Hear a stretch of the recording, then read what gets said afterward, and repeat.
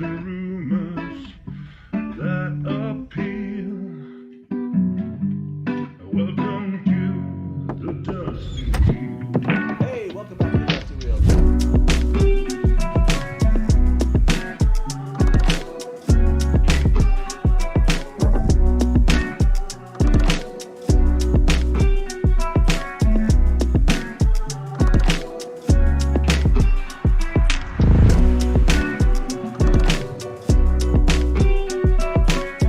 Hey, welcome back to the Dusty Wheel. I'm your host, Innkeeper, and this is your live calling talk show all about the wheel time. And we're back. Took last week off, and I was like trying to figure out how this works because even a week off apparently threw me off my game. But I think we're back. I think people can hear us. And I was like, well, before I'm planning to go to JordanCon, which is next week. So we'll talk a little bit about that. But I was like, let's talk a little bit about season 3 predictions and theories. And I was like, one of the coolest things about the show has been the villains that we've seen in the first 2 seasons. And so I think that's one of the things that's going to be a lot of fun to discuss and theorize about. We have some that are returning and some that we think should be in season 3. So I made a list and I was like, who should I have to guest on this? And not that I thought because of this topic, but I was like, these 2 people would be awesome. And I have James from Course of Time and Armand Study Jess. Welcome to the Dusty Wheel. Hello. How are you both? Excited about villains in season 3? I mean, queer people love villains, so yes, absolutely.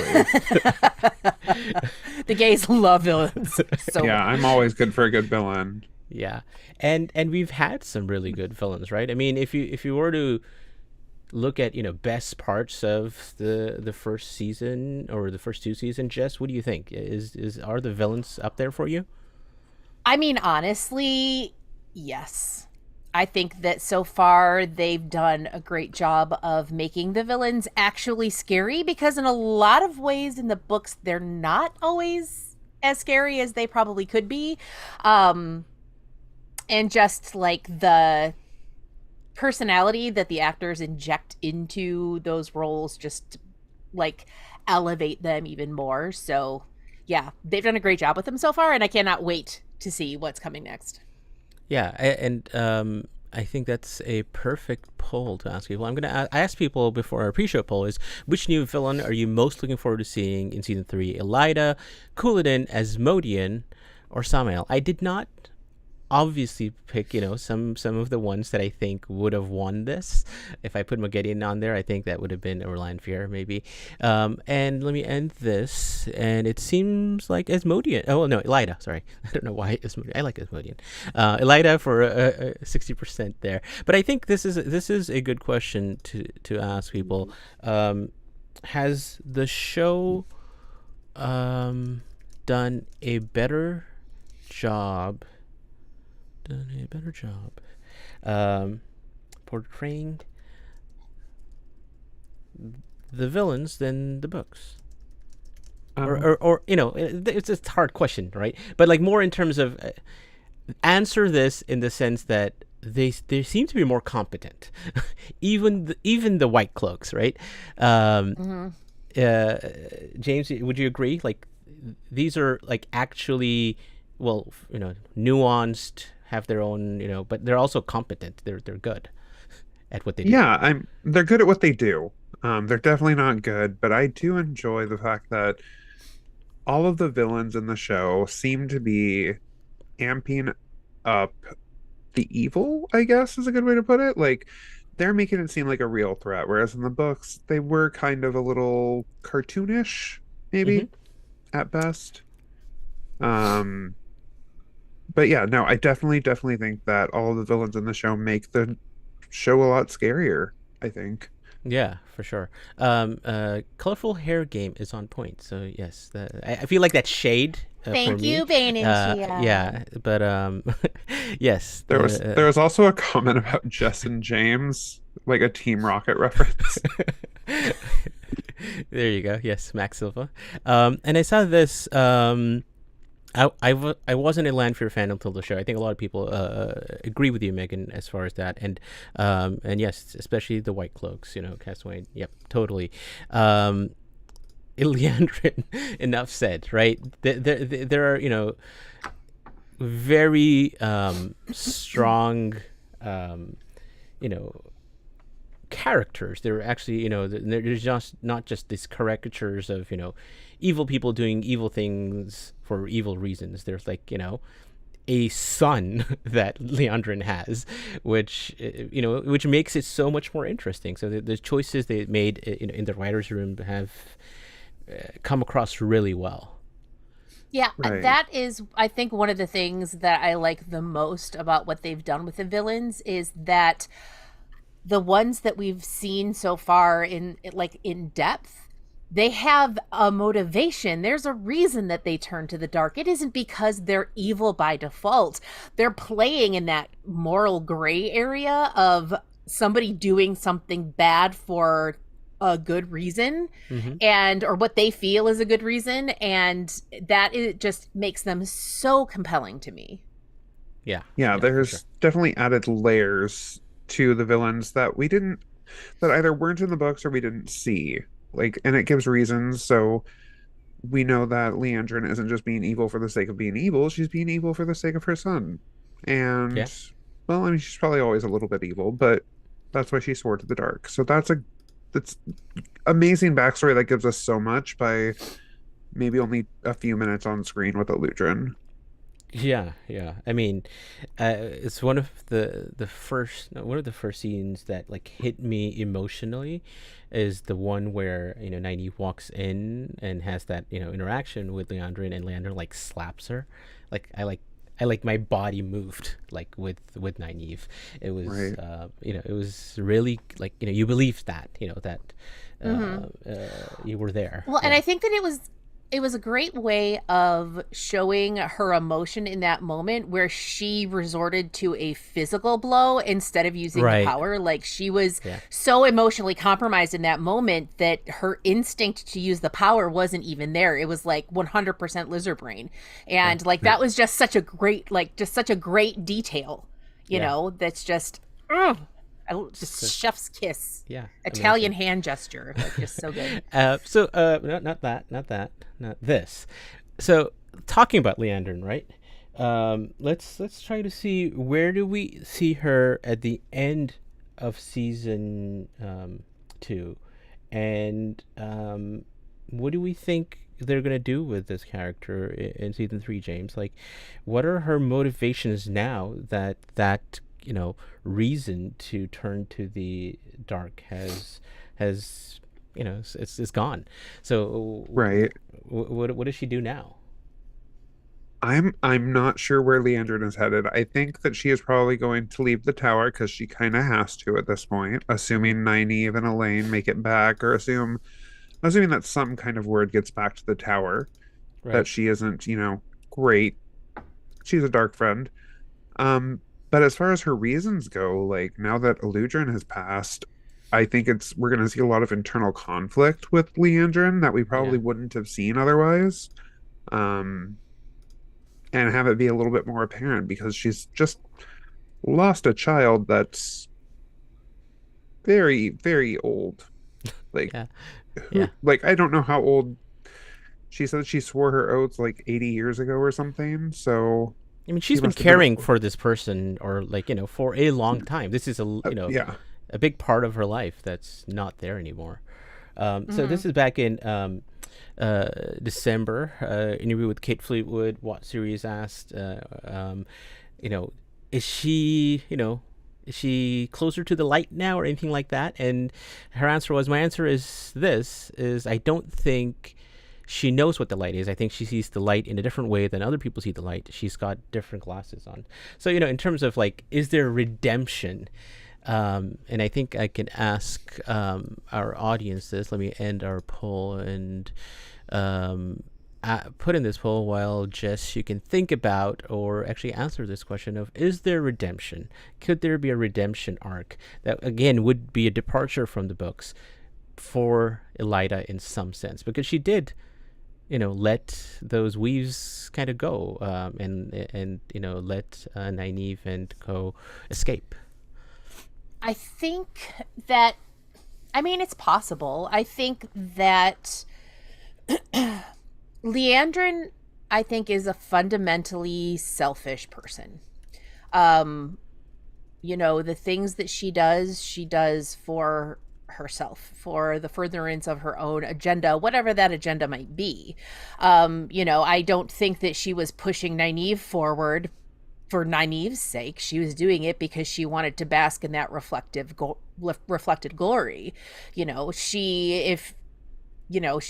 turned to the dark to save her son. Well, that was not actually kind. Keeping him alive when he was so ill. Right.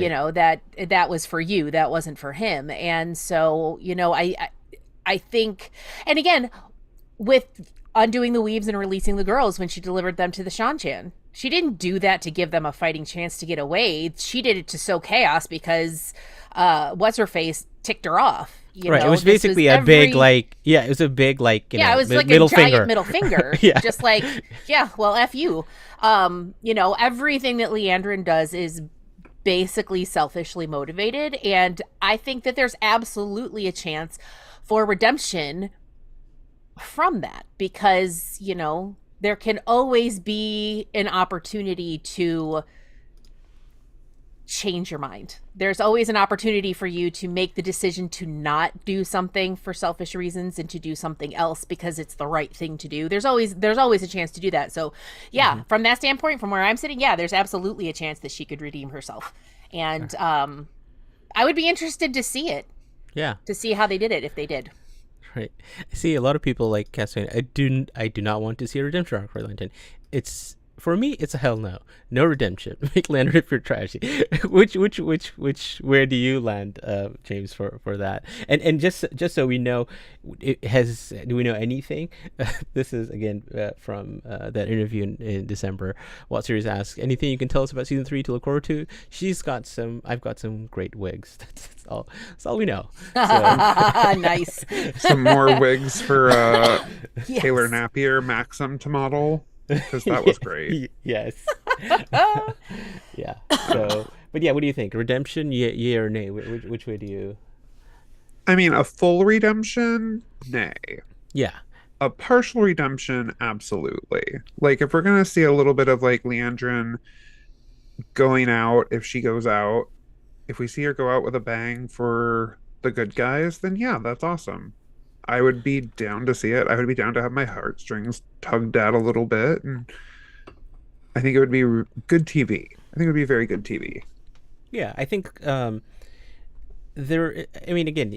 redemption maybe makes it sound like she's going to turn to the light, but I mean, Ingtar. Let me just put this on there because we are talking spoilers. I put it in chat earlier. We're doing Book 5, the end of the Fires of Heaven.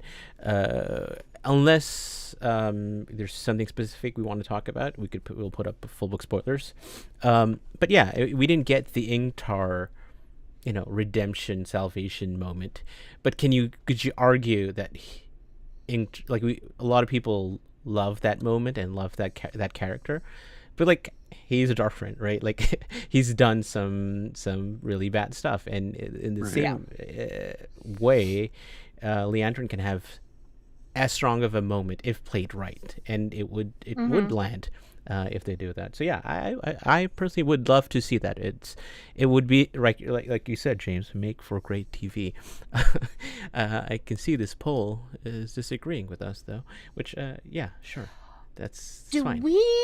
Just a quick sidebar. Do we think / know if there was footage cut of when Ingtar went down? There was in that episode. Was there? Okay, because I was wondering, did they give him that moment, and will we maybe get it in a director's cut or something like that? Because yes, I would love if we did. Director's cut, probably. You're asking for too much there. or deleted like. At a convention or something. At a convention, like in July. Yeah. Are they not This- going to put this out on DVD? Because if they're not going to put this out on DVD, like, what are we even doing? Okay, so first of all, you just said the words DVD in the year of our Lord 2024. So What am I supposed to? What What? if I want something on Blu-ray? physical media? What am I supposed to use? 4K UHD Blu-ray. You're right. You're right. I don't own any Blu-ray. I think my PlayStation plays Blu-ray though, so I guess I've got Yes. that going for me, which is nice. Yes. DVD, Listen, I'm yes. old, okay? Yes, they're gonna put it out on VHS, Mima.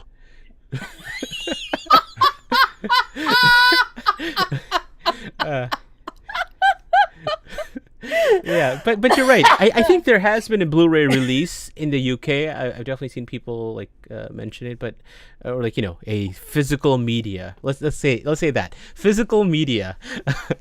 That just sounds weird. Betamax. But yeah, Laserdisc. this was a Q&A with Rafe after New York Comic Con last year, where he said that they did have that moment and they filmed it, and he specifically said that there will be a deleted scene for that. So That makes me really happy. yeah. Yes. This is what I see people saying here. Yes. I think we get and yes, Winter's Lady, physical media. You're right. And I do have some people who are on Team DVD with me, so Yes. solidarity, my friends. All right. Yes. DVDs forever. Yep. Melissa. Yep. All right. So that's Liandrin, right? Liandrin. I think with that Tanchico plotline that Rafe has mentioned, that we're going to Tanchico, I think it makes sense that the Black Aja is more involved, and I think it I don't know where.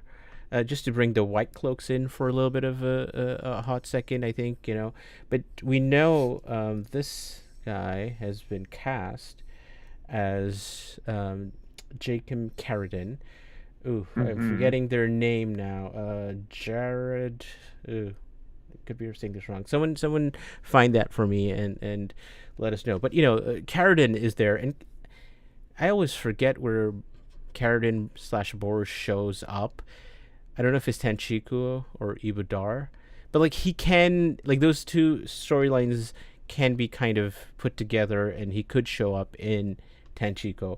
Or do you think we're going to see, Couladin take the role of the Whitecloaks that we know we're going to Two Rivers because Dain Bornhald, right? So if we talk Whitecloaks and Dain, and how those are two characters. I'm putting Dain in the villains category because he does play an antagonist role in the books. I don't think he has been an antagonist in the show at all. Dude killed his dad. Like Yeah, I think that I feel like the way that they're setting this up is that they have set Dain Bornhald up to be a decent person. He is a decent human being. He is generally kind. His father is obviously a great role model. He is a man who moderates his sort of viewpoint. He's not like Eamon Valda at all. And, we see, I think what we're going to see is now that his father has been killed, we're going to see a heel turn is what we're going to see. And so we're going to see what the impact of this death is. And he is going to do this heel turn, and he's just going to be like all vengeance all the time. Yeah, I think that makes sense a lot because now he's seen the the most important person in his life. He's lost that person, I think, and he might be surrounded by Padan Fain and maybe Couladin. What do you think, James? Are we going to get like Child Buyer and that whole thing happening, or is it going to be someone else, or just Padan Fain who's going to be whispering in Dain's ear? Yeah, I would, as much as I would love to see like a little bit of Dain struggling with it, I really don't think he is. Like Jess said, I think we're gonna get like, a Gollum Frodo moment where Gollum is whispering in his ear over and over, being like, just kill him. And Frodo's gonna do it this time. Yeah. Dain Frodo. Yeah, Yeah. it's gonna happen. Yeah. I don't see I- a. Oh, go ahead. Oh no, I was actually going to go to a different topic. I thought you were done, so please continue. Oh, I was just gonna say, like, I don't see a road where Dane sees the light at the end of the day. I think his life for a little while is going to be ruled by vengeance, and that makes him a more interesting character. Yeah. Just so I get this right, Jared Derek is Jacob Carradine or Bors, and it's a what series? I mean, again, I don't think we've had 0 official cast announcements. These are all, things that have been found, speculation, rumors, leaks, things like that. Just what were you gonna say? Oh, I was going to say on the topic of, Gollum, Frodo, evil whispering worm tongue shit, I'm wondering if I said a swear word. I'm sorry, I forgot. I do this every time I come on here. I'm hoping that we're going to see more Padan Fain. Like, we've only seen a little bit of him in the first 2 seasons, and he has been just so good and just delightfully creepy, and I really, really, really want to see more of that. So I really hope that we're getting that whole storyline. I feel like Brandon, Rafe is going to be like, I feel like I didn't know what to do with Padan Fain.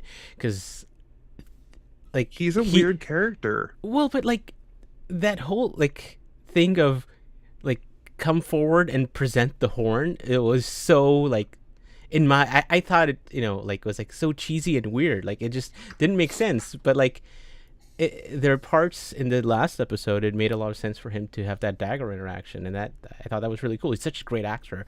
You'd love to see him do more the chaos stuff that Padan Fain does as he progresses through the books.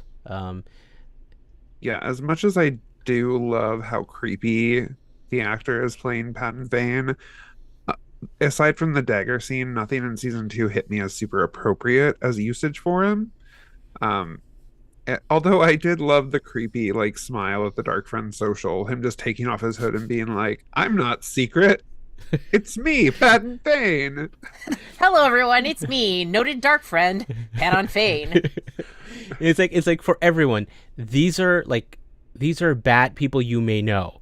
That's the one Like, is it telling the audience, right? Yeah. Mm-hmm. Yeah. Like look for people like Padan Fain. God, he's such a creepy. It's so good. His smile. It's so good. Well, yeah. Well, and I think. I mean, they had him inserted in like different areas, and so maybe it didn't make a lot of sense to have him there, like with the horn, but like he was there, which means we're not forgetting about him. Right. So like maybe we're setting it up for him to crop up in another weird place, and now he's going to start doing stuff. You know what I mean? Mm-hmm. Right. And now he's under the thumb of Sammael, so. Yeah, for sure. I think that's most of the people that we know from season 2. Well, obviously, I think that the big question here for this person is, Lanfear, are we going to see Natasha O'Keefe, or is it going to be, the masks of Lanfear? Like, how are they going to use someone who was such a, big part of season 2, and, for most people, readers or just watchers of the show that really enjoyed seeing her portrayal of Lanfear.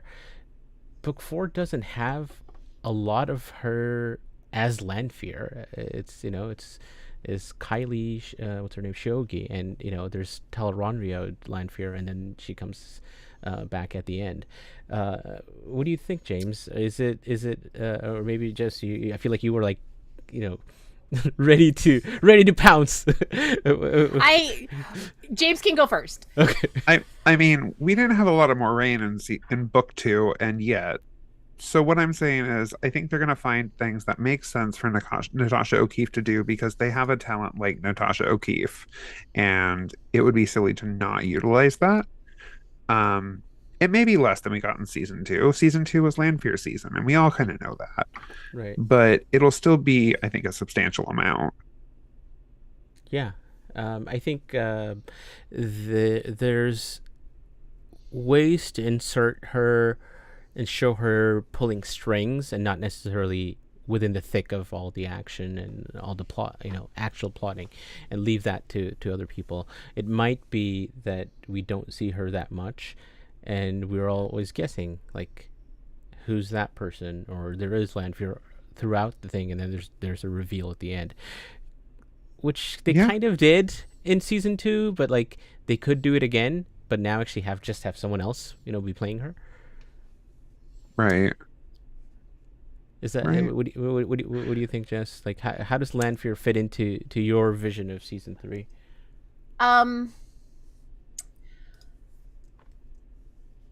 So season 3 is Shadow Rising, Yes. right? Yeah.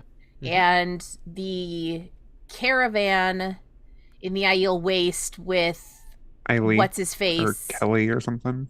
Yeah. Is that in Shadow Rising or is that in the next one? Yep, that's Shadow Rising. Shadow Rising. That's yep. Shadow Rising. Okay. So, and that also means that like the door thing happens, right? Yes. That's Fires of well. Well, Yeah, no, okay. yeah, that okay. The Lanfear going through the door is Fires of Heaven. The Lanfear, the As door, the the- other door stuff happens in the Shadow. Why didn't you know which door I was talking about? It's not like there's 3 of them.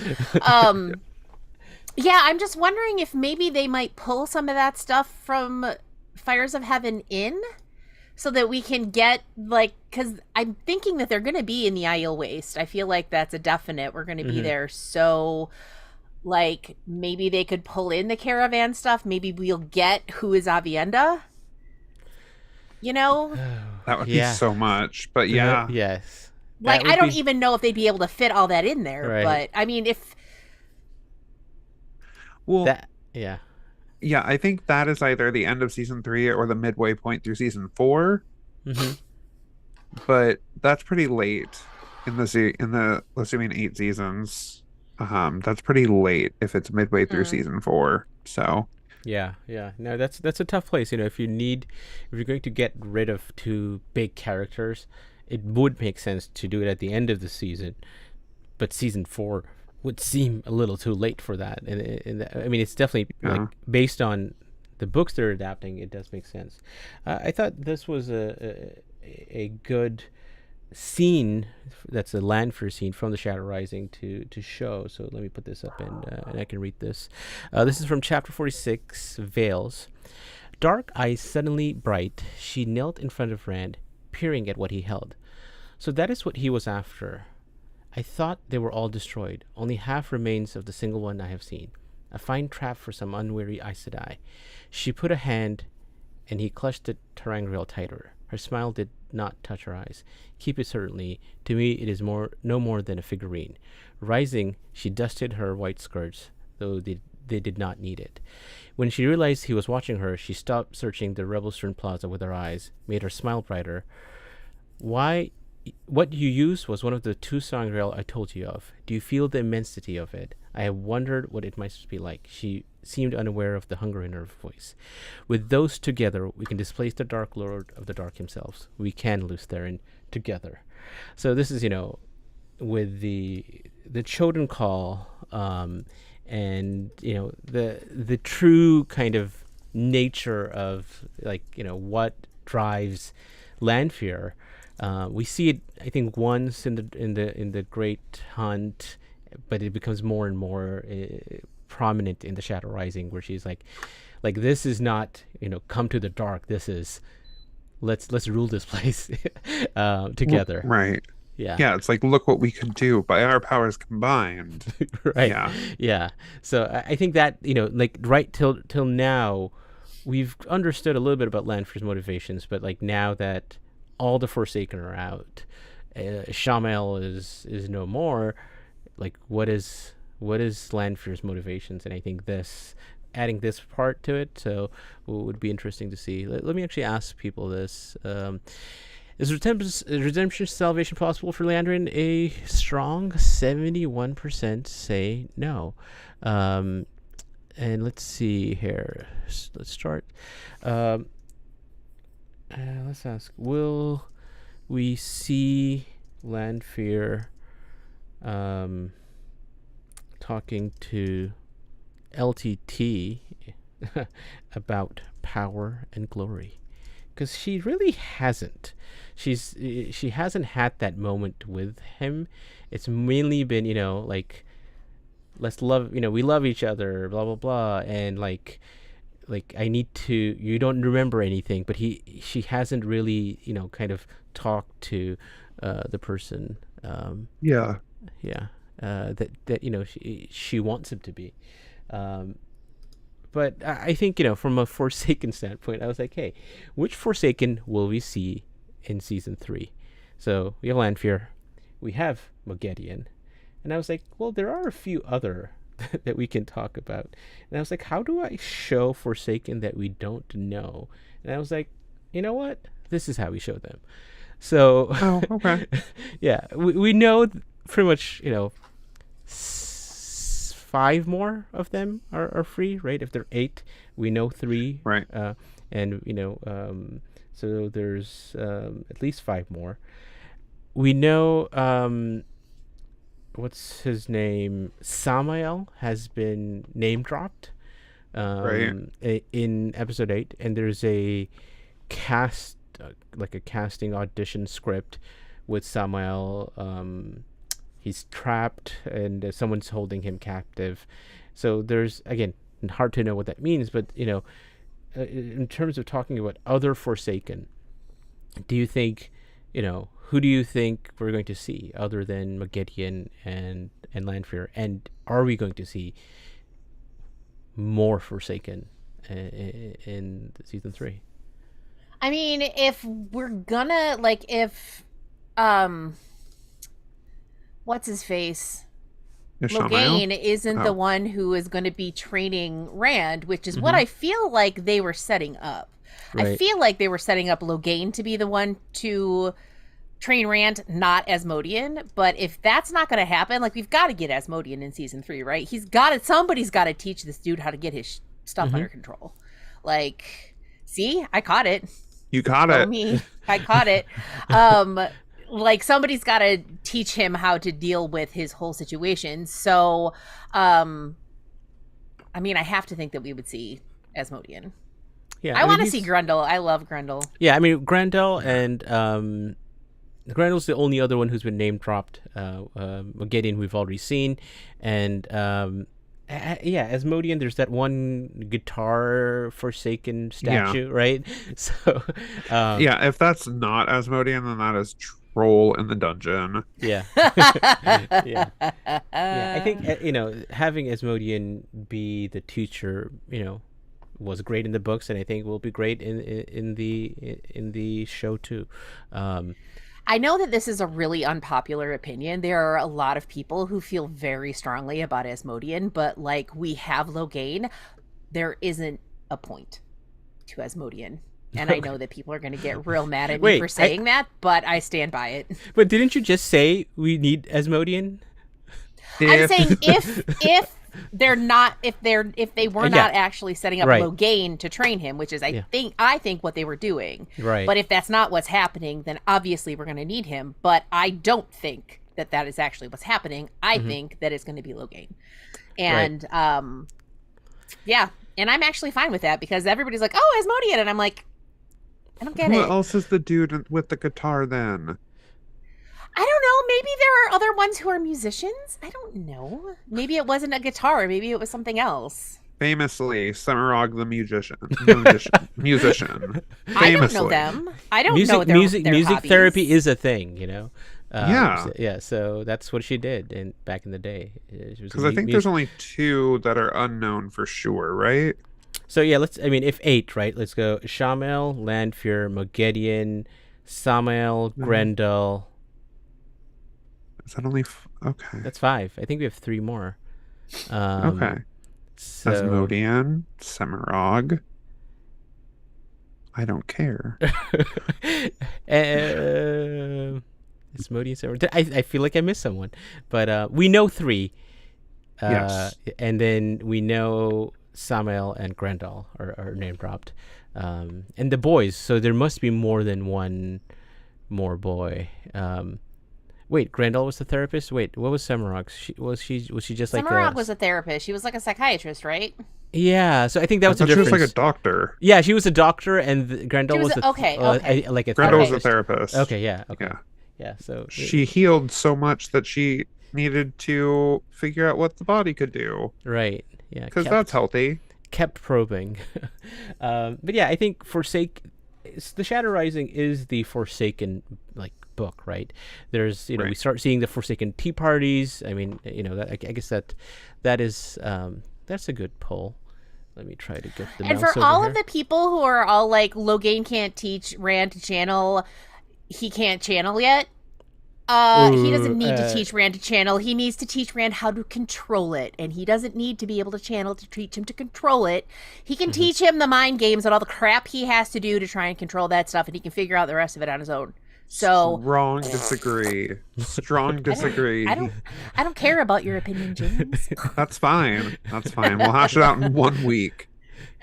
Lobby of the Crown Plaza Ravinia. All right, because we're talking about the lobby of the Crown Plaza Ravinia, I think. Wow, what a segue! What a segue! Well, I don't know why you brought that up, but at least I know that a lot of you might be going to Atlanta next week because JordanCon is next week, and the three of us will be there. James, what do you do for JordanCon? You're actually the head of Wheel whole of thing. Time stuff. The Wheel of Time stuff. If it's Wheel of Time related, that's all then that yes. matters to me. That's fair. I am in charge of the Wheel of Time track at JordanCon, so I come up with all of the panels for the Wheel of Time track and put together panelists, and I think we have a really good season this year. Like a really good group of panels and a really strong group of panelists. No flattery intended. That is completely accidental because both of you are panelists in one way or another. But yeah, no, I think it's a really good mix of show stuff and some book stuff. Mm-hmm. And there's a mystery slot at 2:30 on Saturday. Huh. I wonder what's happening. I know this is what the Dusty Wheel will be doing from somewhere in that hotel, likely in the lobby. On Saturday, we'll be live at JordanCon, and this is what I put: big season 3 news. And it's not because I know anything, because I don't. But this is the tradition of the Dusty Wheel. We love to do live streams when things drop, and it doesn't matter where we are. So I'll plan to go live. Tune in, everybody. People who are there, come join, have fun, and we can theorize about what may happen, but I think this will be a lot of fun. The other thing, before opening ceremonies on Friday, I'll be planning to go live on the couches, just talking to people, seeing what what they're looking forward to in JordanCon, and so that'll be probably tentatively I'm saying 11 a.m. on next Friday. But we'll look to our social media, Discord, Twitter, to for updated information. Convention times can be very very hectic, and things change. So but yeah, it'll be a lot of fun. We'll be at least be doing 2 live streams from location, talking with Wheel of Time fans, because that's a lot of fun, but also covering any news that may drop, because there's a hole in the schedule on Saturday, apparently at 2:30 p.m. So we'll figure it out. Jess, what's Travel On After Dark doing at JordanCon? We are...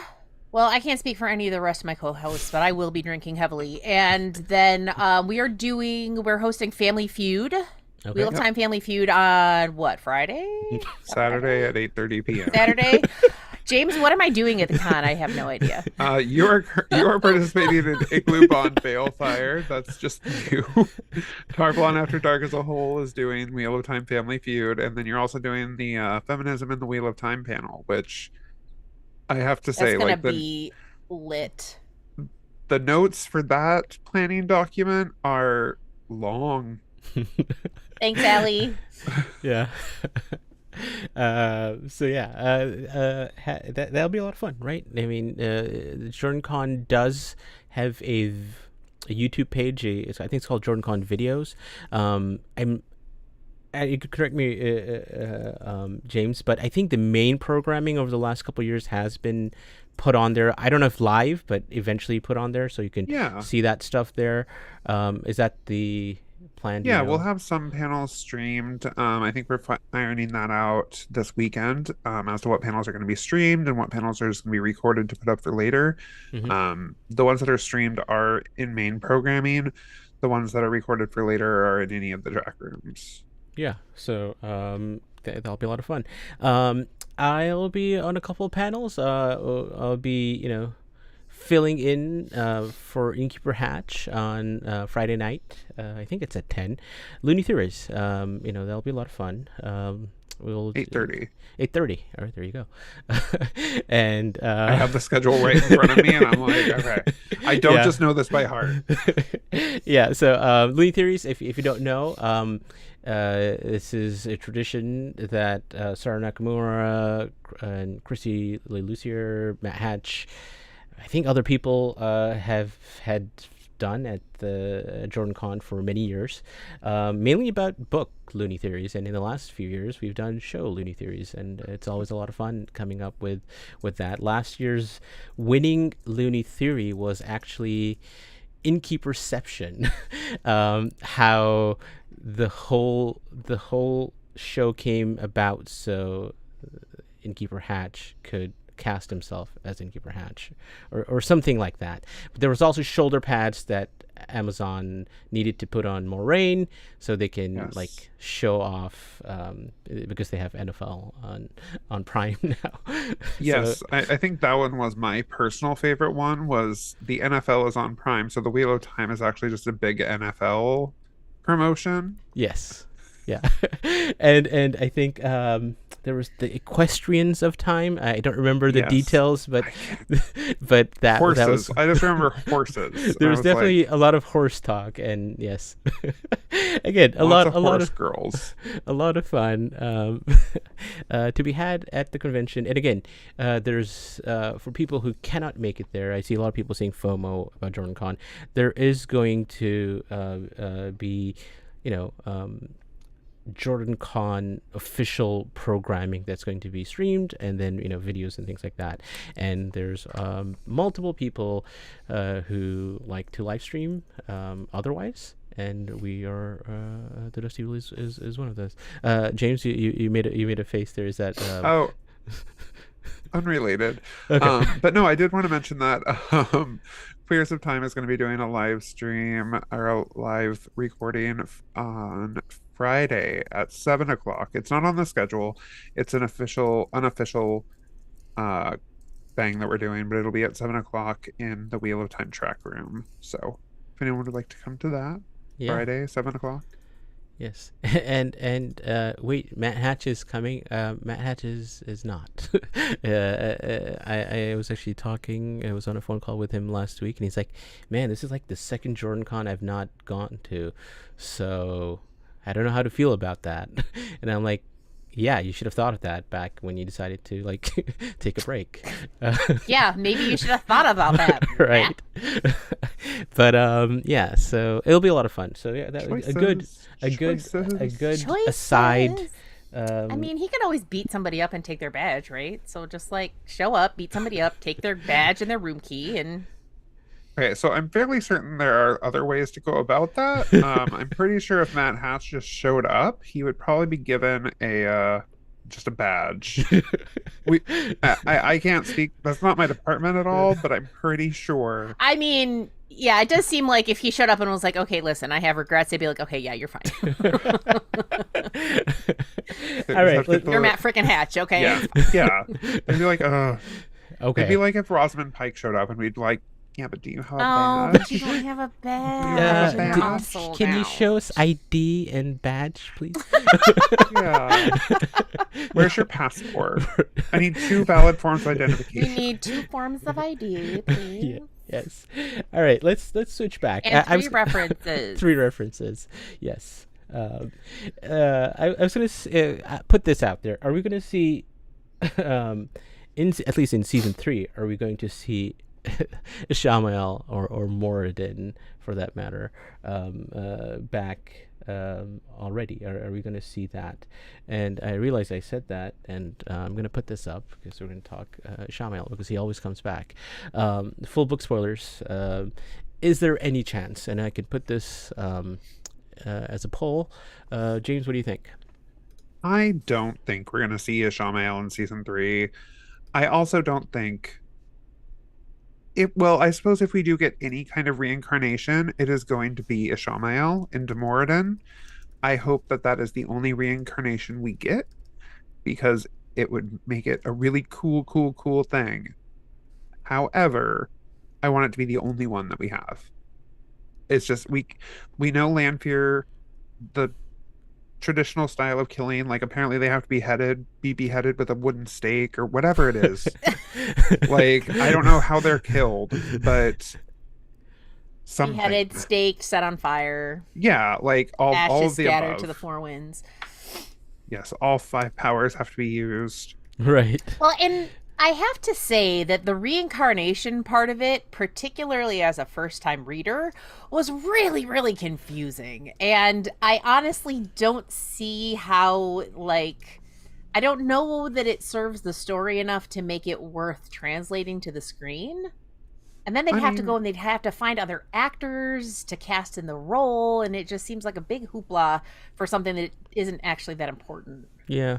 That's I don't probably know about- another opinion that people are Yeah, going to be asking about. I don't know about importance, but let me just I ended the Lanfear talking to LTT about Power and Glory poll that said 86% of people want to see that, and I'm asking, will we see Ishi/Moghedien transmigrated back in season 3? So it is not a well explained phenomenon, right?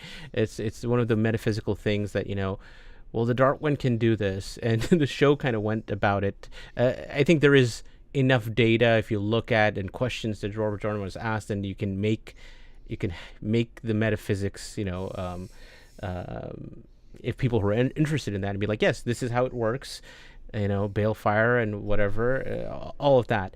But like, is it important for the show, for a visual medium, where people are like, I know this person and I see this person, and now they're another person? Like, is it easy to do for a show, James? I guess that's the other way to ask the question.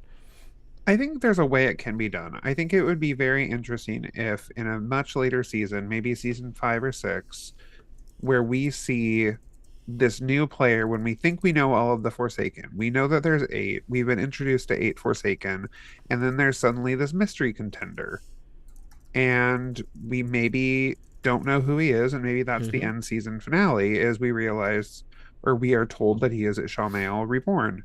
Right. I don't think we're gonna see any more of Fairs. I think it would cheapen it to have it introduced in season 3, Right. and it would be weird to see him in future seasons, unless, I don't know. I think he's played his part.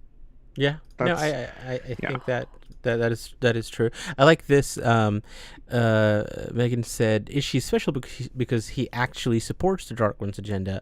And then Lou's like, the irony is that Ishi is the only one who does not want to be spun out again. And I think that's why I really like your theory there, James, about like, well, he's the only one. Although it already happened to Lanfear, so it's hard to know what that was. But like, someone who actually died, like, became dust, and then Right. comes back, and it does make sense that like to do it next season would not make any sense at all. But maybe the last season, like we need a Nablus or something, and that happens, right? They could make it up like that. I don't know. Right. I would just really love to see Ishi come back, number one, because I just love his character in the show. Just nihilist, freaking all he wants to do is die. Like, it's just, I don't know. I just thought that was so well done. Plus, Faris is hot. I mean, somebody's gonna kill someone, right? Like that like even the blooper is amazing for Faris. I think I don't know how you feel about this, James. We said no more Faris, but do you think even in like season 8 that would not be like? I mean, I say season 8, but like when you're In at season, Endgame. Yeah, when we're at Endgame, I could see him being brought back. He would just need. He could be a completely different character, I suppose, but I mean, do we need Moghedien? I mean, we don't, because we don't need Moghedien. This issue was basically, Moghedien. Moghedien. Yeah. So 100%. Unless we get the true mad, flame eyes Ishi person, but that would be, I think, not a great choice. That would be a regression. Yeah, that would very much be a regression. I don't know. I think we could get him. I would be okay with him being back because I trust it, but at the same time, I think that he's the only one. Right. The other ones get bail fired, they're done. Right. Because we've established that there has to be some special way that they die. Mm-hmm. Yes. So whatever that is, we just have to know what it is. We don't know what it is, yeah. Well, I think the other thing is okay, so we don't have Moghedien, that's fine, but then who would be switching places with Rand at the end? So you want to know what though? If we had Ishi come back later in later seasons, and then he was the one that they did the switch with instead. Look, because then he'd finally get to die, and that would be nice for him. Just the body swap. Don't say it. Is dumb. And I'm not disagreeing with you. I felt like I made that happen worse than it was going to be. No, you didn't. I was gonna say it's completely useless. I just let Rand be completely healed as a gift from the creator. Let him light a fucking oops. There we go. It wasn't me this time. All right. That's the one for the show. That's the one. Let him light a pipe and just let him go about his merry way. I understand he'll be recognized. He can do a Mask of Mirrors. We'll be introduced to Mask of Mirrors by then. And honestly, it would make everybody's heart feel good, I think, if we got to see him Rand, after the fact with his family. With his face. With his wives, with his own face, with his father, with his children. He saved the world, and now he gets to have a normal life, and that's his reward. That would be nice. I would like that. Yeah, yeah. I think moving on Ishi can be such a long, but I think there's at least two more people, or three, that I think are huge, players in the Shadow Rising, and one that I think a lot of people here maybe want to see. I'm gonna put this on there. This is not confirmed, but Elaida, right? Shoreg Dashley, which we don't. It's not confirmed. What series has and John from What Up have they've talked about this, and we've covered this before too. But if we do see, we're going to see Elaida, and if it's going to be Shore, I think she's going to play a big part. And there are multiple, things that I personally would love to see. So how do you feel about reading some cool excerpts, so a really hard word for me to say always, from the books that involve Elaida? Maybe I'll go with you, James, if you don't mind, if you can see this. All right, let's do this. This is from the Eye of the World, chapter 40, the Web Titans. Suddenly Elaine moved, throwing herself onto her knees before the throne. Mother, I beg you not to harm him. He would have left immediately had I not stopped him. He wanted to go. It was I who made him stay. I cannot believe he is a dark friend. Morghese made a soothing gesture towards her daughter, but her eyes remained on Rand. Is this a foretelling, Elaida? Are you reading the pattern? You say it comes on you when you least expect it and goes as suddenly as it comes. If this is a foretelling, Elaida, I command you speak the truth clearly without your usual habit of wrapping it up in so much mystery that no one can tell if you have said yes or no. Speak. What do you see? If I could change to the next slide, that would be great. There you go. This I foretell, Elaida replied, and swear under the light that I can say no clearer. From this day Andor marches towards pain and division. The shadow has yet to darken to its blackest, and I cannot see if the light will come after. Where the world has wept one tear, it will weep thousands. This I foretell. A pall of silence clung to the room, broken only by Morghese expelling her breath as if it were her last. Elaida continued to stare into Rand's eyes. She spoke again, barely moving her lips, so softly that he could barely hear her less than an arm's length away. This, too, I foretell. Pain and division come to the whole world, and this man stands at the heart of it. I obey the Queen, she whispered, and speak it clearly. Nice. So yeah, like foretelling. We haven't had actual foretelling other than maybe the Guitarra scene. So it'd be really great to see Elaida, if they're going to use her as a prominent figure, to be like, why is this person so important? So yeah, Jess, let me go to you. Where do you see Elaida? Like, what sort of role is she going to play in season 3? Again, we don't know too much. We know, I think there's some set design, Camelin stuff. There's White Tower stuff. I don't want to get into too much leak speculation stuff right now. But there's, where do we see her, play a role? Well, my first question is, has Elaida been name dropped specifically as Morghese's advisor yet? Has that been mentioned? Elaida has not been mentioned in the actual show.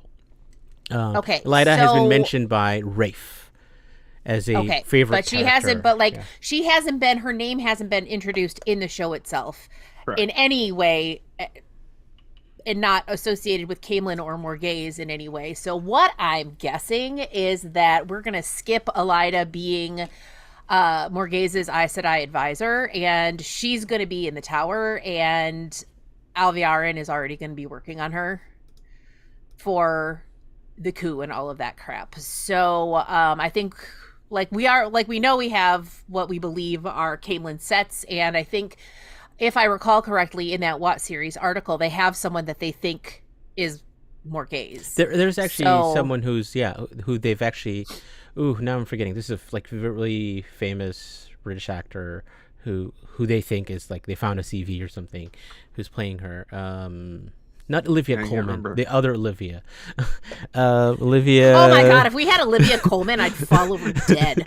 Good Lord, she's amazing. It's Olivia Williams. Olivia Colman playing another queen. That's what we need. Yeah. Yeah. We need Olivia Colman playing every queen. Yes, but yeah, you're right. Yeah, there is Morghese has been cast. Yeah. Yeah. Yeah. So we know we're going to be in Camelin, but we don't know for sure that Elaida's going to be there. So the way I would predict it happening is that she's in the tower doing Elaida stuff, getting worked on by Alviarin or whoever ends up being Alviarin, because I have kind of thought that, okay, what if they combine Alviarin and Liandrin to cut that down, and Liandrin basically steps into the Alviarin role. But if people know that she's a dark friend, that's not really going to work.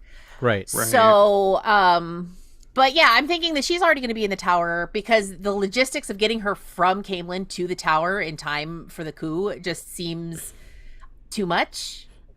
So, yeah, I'm thinking we're going to get introduced to Morghese and Elaida separately, and she can still have the foretelling. It's just going to come in a different spot, and she's going to be talking to somebody else. Right. Yeah. Yeah. I think that makes sense. Yeah. That's my a lot guess. Of people are confirming. Yes, Olivia Williams. Again, a really Who was on The Crown? yes, who's on really kind of like stellar career, and so Yeah. a great again what's her KV Henry, Kelly Valentine Henry, the casting director, has been just amazing. There is a couple of other Elaida scenes, and I think should hopefully make it into season 3. Jess, do you think you could read these two slides for me? Mhm. All right. Totes. The door crashed open and she straightened furiously as more than a dozen women strode into her study, led by Elaida. All wore their shawls, most red-fringed, but cool-faced Alviarin, a white, was at Elaida's side, and Jolene Maza, a slender green, and a plump Shemmarin of the yellow came close behind with Danelle, her big blue eyes not dreamy at all. In fact, Swan saw at least one woman from every Aja except the blue. Some looked nervous, but most wore grim determination, and Elaida's dark eyes held stern confidence, even triumph. All right, and that's from chapter 47, The Truth of Viewing. Stuff happens, and this is the end of that scene. Next. Hopefully. Nope, not that. Yes. You must be taken by the dragon, Swan snapped. I will have your hide for this, Elaida. All of your hides. You'll be lucky if the Hall of the Tower doesn't vote to still all of you. Elaida's tiny smile did not touch her eyes. The hall convened not an hour ago, enough sitters to meet our laws, and by unanimous vote, as required, you are no longer Amerlin. It is done, and we are here to see it enforced. So yeah, the Tower coup, the fall of Swan. Sorry, that was not pun. I mean, yeah, she fell. When we last saw her, but to add insult to injury, I think that is probably going to be something that we're going to see, and this scene where Elaida barges in and basically takes over. James, maybe that's where we're introduced. Yeah, I think this might be it. Where that would be a baller entrance. Holy crap! Yes, yeah. Busting down the door and sacking Sophie Okonedo. Yeah. So, all right. I'm going to end our last poll. Will we see Ishii Martin transferring back in season 3? 73% say no. There's a good, quarter of you out there that love Ishii and want to always see him. But James, I'm going to let you answer. Is this a good place to start for Elaida? And I'll ask our audience here the same question. Yeah, I think it would need at least an episode of build-up to show how much tension there is actively in the tower, because we've had it hinted at, but for the audience that's casually viewing, that would be like, wait, what happened? But maybe mid-season, having that be the mid-season crisis, I think would be really interesting. Yeah, we have to get Swan back to the tower, because she's in, what, tier right now? No. Where the hell is she? Kyrian. She's in Kyrian.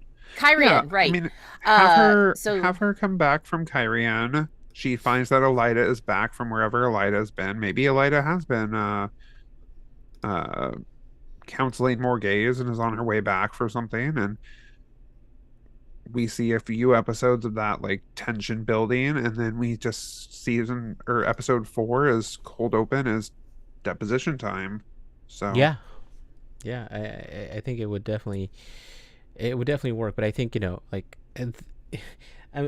people who have seen Shorag Dasho, again, we're saying she's going to be playing Elaida. If we see her in that scene barging in and just putting someone, the great actor that is Sophie Okonedo playing Swan, I think that just seeing them in the room would just be a great way to, I don't know, start that, or come to an end towards an episode. If the episode starts with Swan and Elaida scheming and ends with that would be great.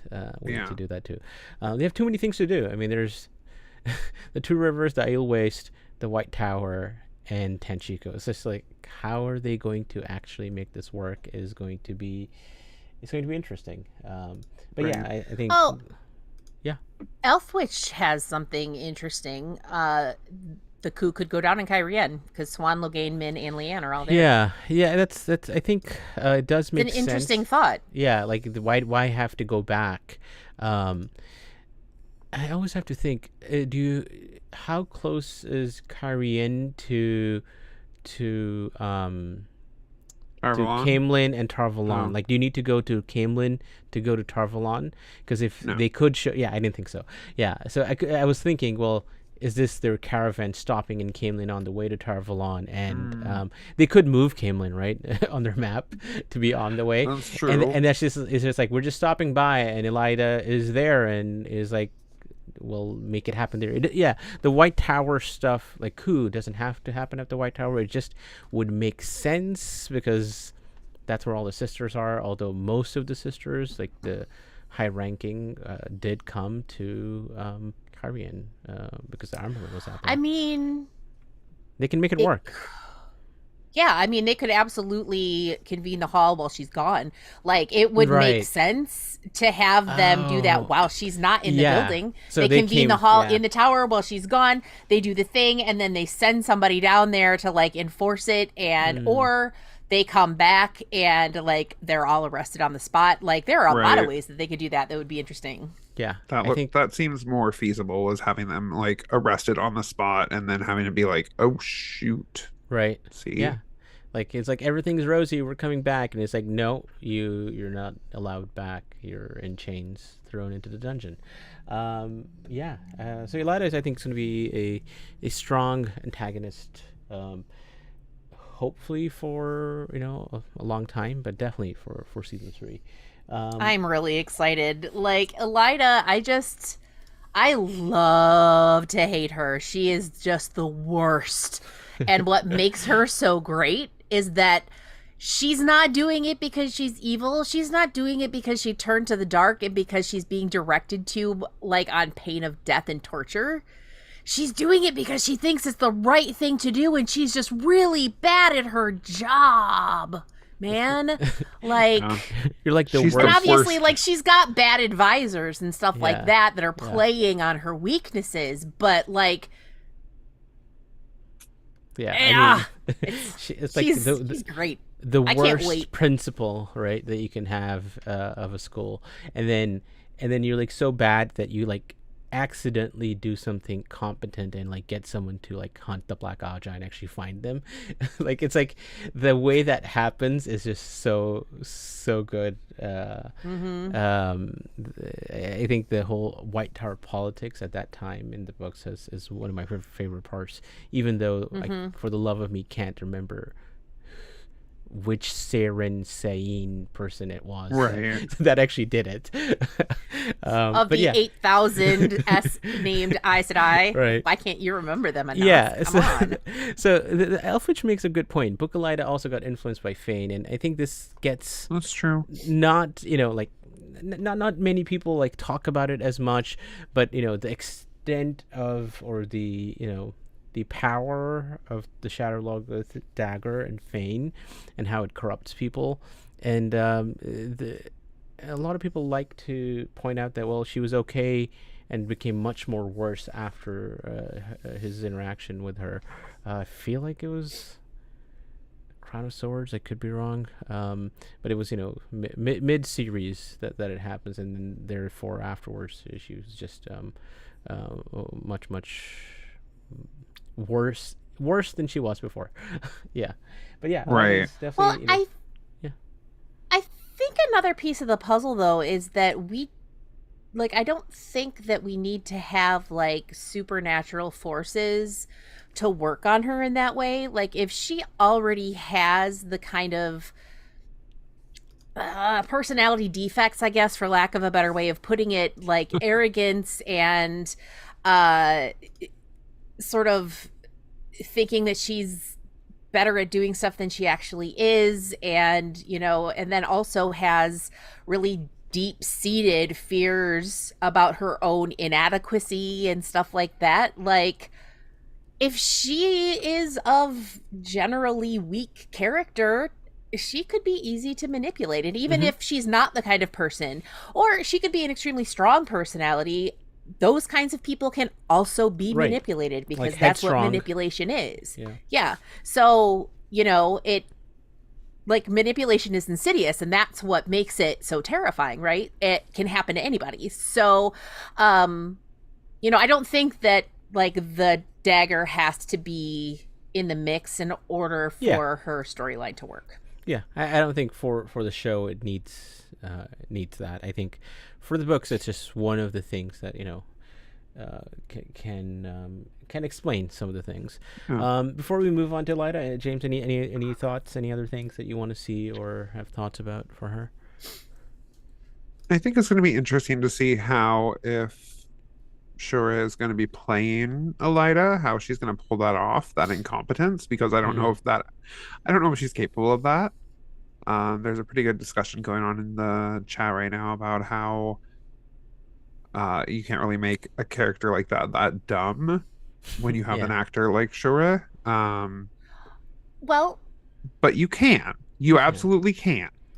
Firstly, she's an incredible actor, which means that she can probably play whatever you put in front of her. But you don't have to be stupid to be incompetent.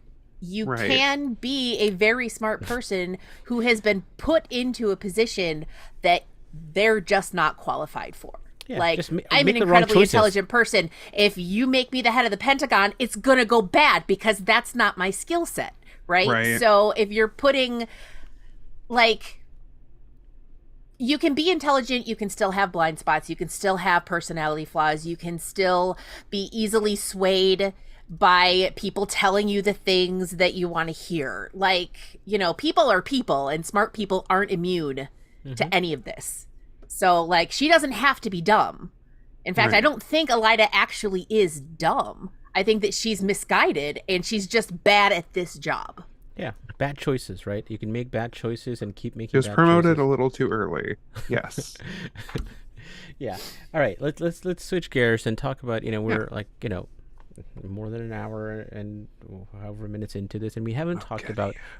Yes, exactly. We haven't talked about Moghedien and the many ways she, for like 3 minutes or whatever she was on the screen, pretty much everything I saw after the season ended was like a Moghedien post on social media, because it was just that entertaining and gave us to me, I've never thought of Moghedien. I like Moghedien as a character personally, but like not someone who I would like to see do stuff. And I want to see her on screen now. So James, what are you looking forward to the most from Moghedien? I mean, everything with Moghedien in it, because she is just a weirdo, and that's amazing. I really love. I want to see her referred to as Moggy somehow, just like we got Ishi. We got Ishi. I would love to see Moggy, and I would love to see the battle at Tenchiko Palace with Nynaeve, because I think that is such a defining moment for Nynaeve as a character, to realize that she's as powerful as one of the Forsaken. Yeah.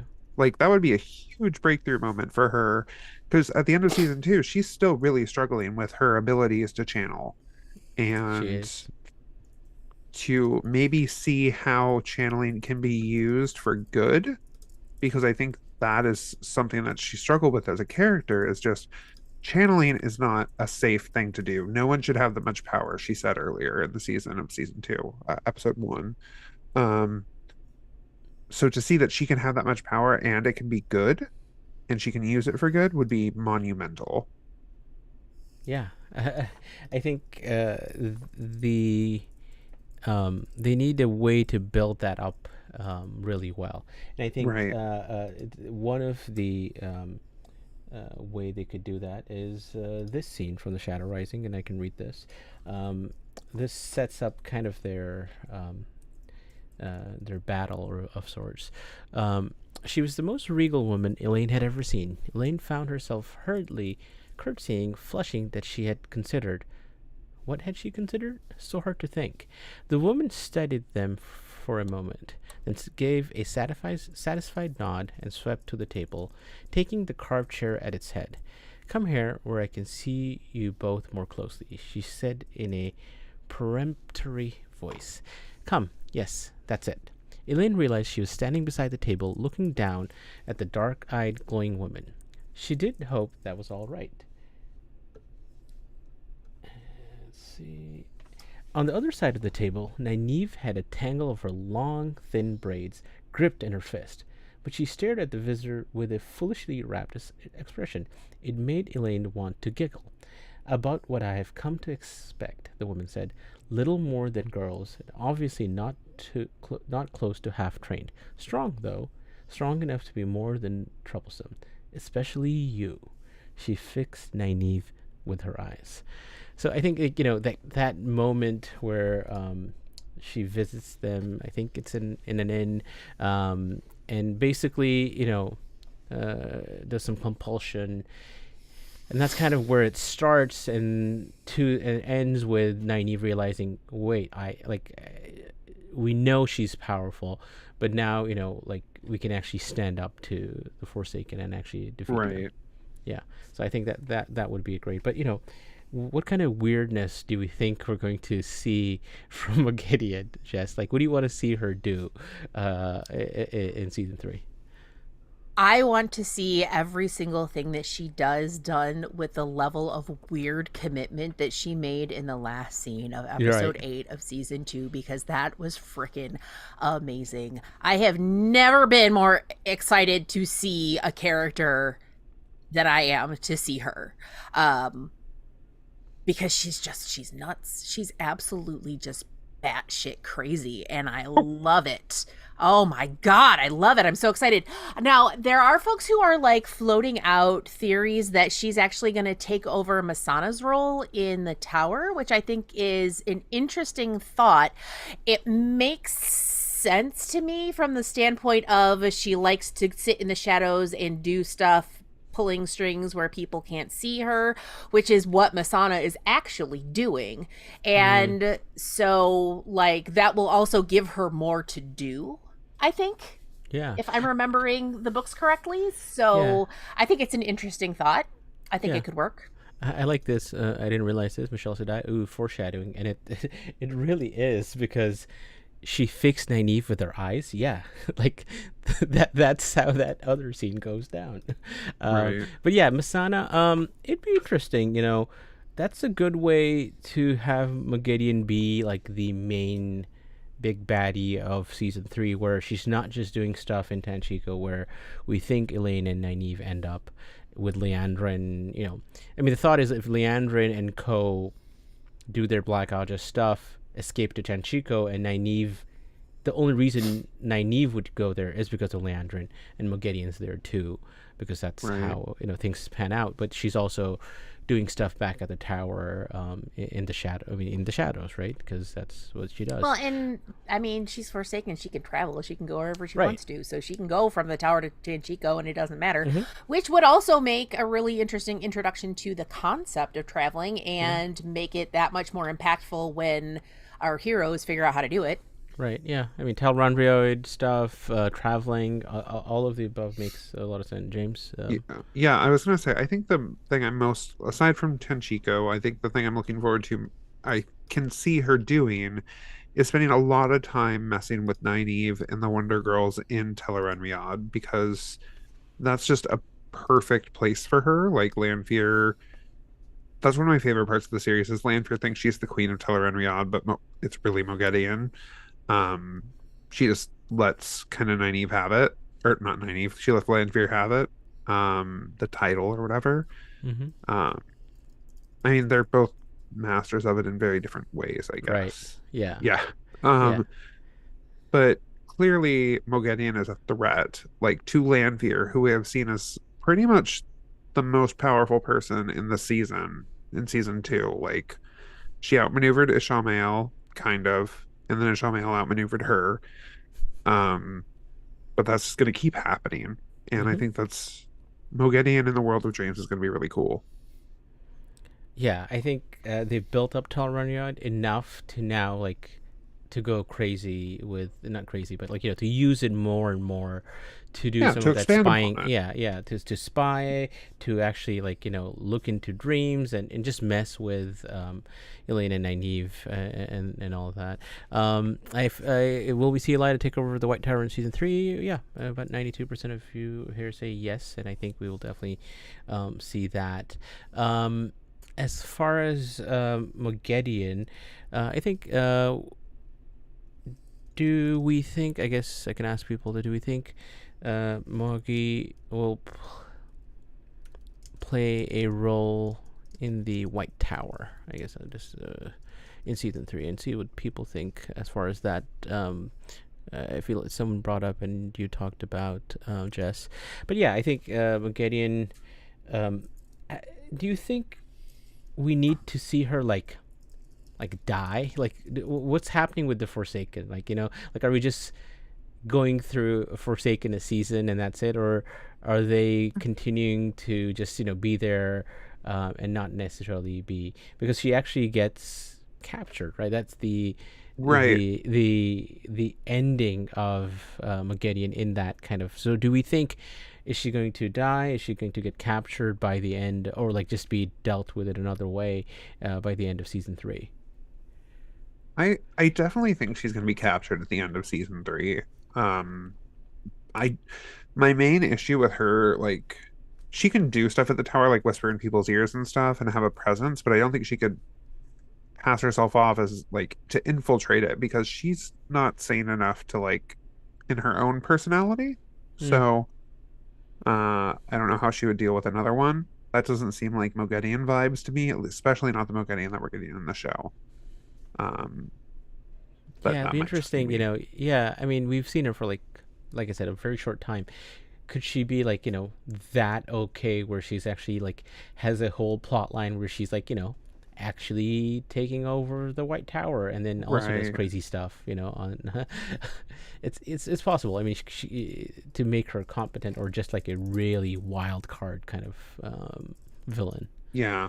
Yeah, I think it'll be a very interesting season for Moghedien, because I hope we don't go through one Forsaken in a season. Like, that would Yeah. be very. Yeah, no. I don't want to see it be a monster of the week thing. Yeah. Like, It wasn't that it was shaping up to that, but like we got, the first season really didn't have anyone other than Sammael, and then we have Sammael and Lanfear. So it's like almost people will think that, people who only watch the show might be like, oh, is she the main bad person now? But like it'll be interesting how that actually kind of plays out. But I think there are many people who, from a Forsaken standpoint, that they can show and have as a prominent leader Right. of the evil, of the shadow going forward.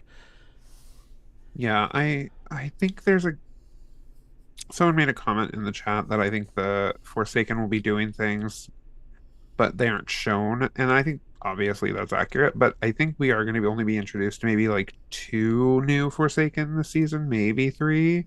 Right. I can't see us being introduced to all of them, and if Moghedien will need that much screen time to make her a big bad. And I think we're going to see a lot of Lanfear, and we're going to see a lot of the Forsaken quibbling as well, which I think is going to be very interesting to see those dynamics, because we've just seen it from the 2 most powerful, Lanfear and Asmodean. So what about the lesser known ones, or the weaker ones? All right, I'm gonna give this poll a couple more minutes, but the next one I am gonna ask is, do we want to see Forsaken tea parties in Yes. season 3? I think it like, I mean, I don't know if it's season 3 episode 1 cold open, but like that would be an amazing cold open, right? Where we see that. well, and I would love to see it too. Oh, I'm knocking my stuff around. I'm so excited. What was I saying? Right. God, you got Forsaken too tea parties. excited. I did. I got so excited, and then I knocked my microphone, and then I got all scared. I would love to see some Forsaken tea parties because I think that the interplay of those characters and the sort of politicking that they're doing behind the scenes is important to have for context when it comes to what they're doing and the deals that they're making and the way that they are then like double crossing each other and then sort of like, because what we're seeing are these people who are, for all intents and purposes, they're gods. What hope does the current age have against these people? Yeah, exactly. Right? So they have to plant the seeds of their own destruction, and the way that they do that is through all of their BS bargaining and all of that crap. So I think it's important for the audience to see that so that they can be like, okay, so this is not a cohesive team, and so now we actually have a snowball's chance in hell. Right. There is no spirit in this. This team has no spirit. This team has no spirit. Yeah, no, I think the show is going to make them much more competent, which in a way is going to make all of their politicking all the better. Like that, it's a high floor, high ceiling situation. So it's going to be very bad, or a very low floor. Sorry. So it could be tremendously disastrous if it doesn't go well, or it could be tremendously good if it does go well. Yeah, and, I mean, I think, like, from what they've showed us, right? Like, shown us, the Sammael Lanfear scene in Talranriod when they're like, like in bed and then just talking, so like masterfully done in terms of like the subtle like, I hate you so much, but I'm going to be like just talking to you right now and plotting with you, but I will stab you if I have the chance to. Like, it was so well done. It didn't seem like mustache twirling, like, incompetent villains. I think if they pull it off in the same way, I think it would work out so well. Yeah.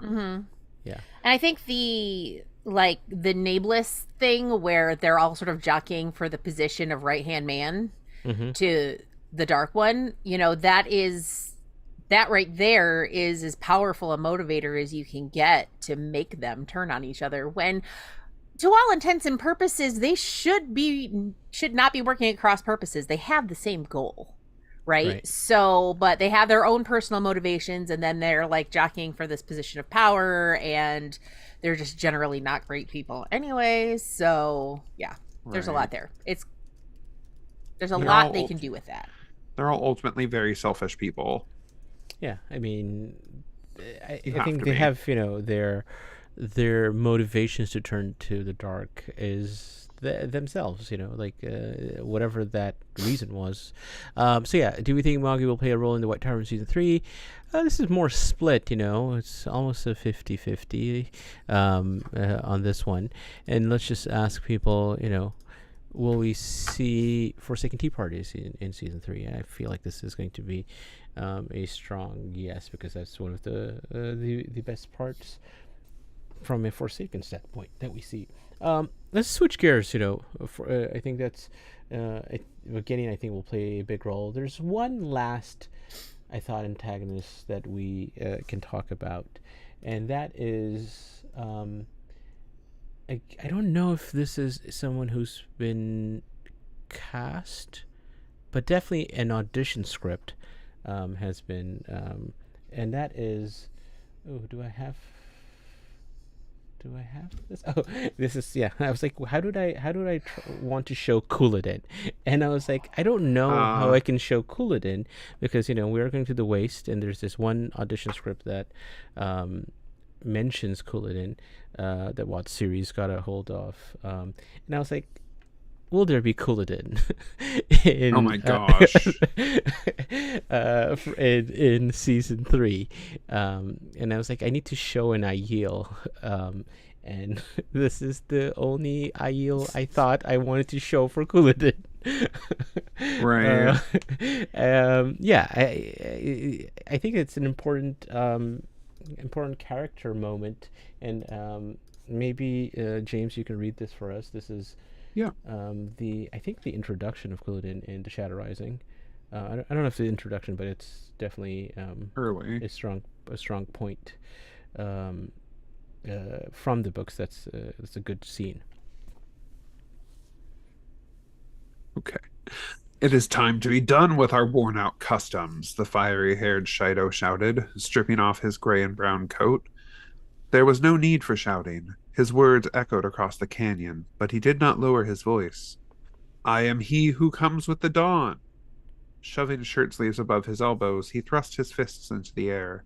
Around each forearm wound a serpentine creature scaled in crimson and gold, glittering metallically, feet each tipped with 5 golden claws, golden maned heads resting on the back of his wrists.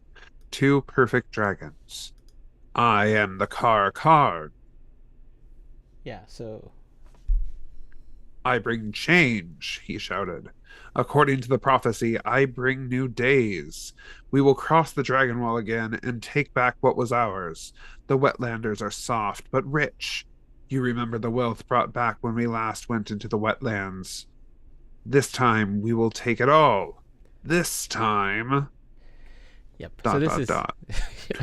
this is this is actually not when we get introduced, but one of the main kind of plot points that Couladin, like why Couladin is important, because he is the faux Karakarn, right?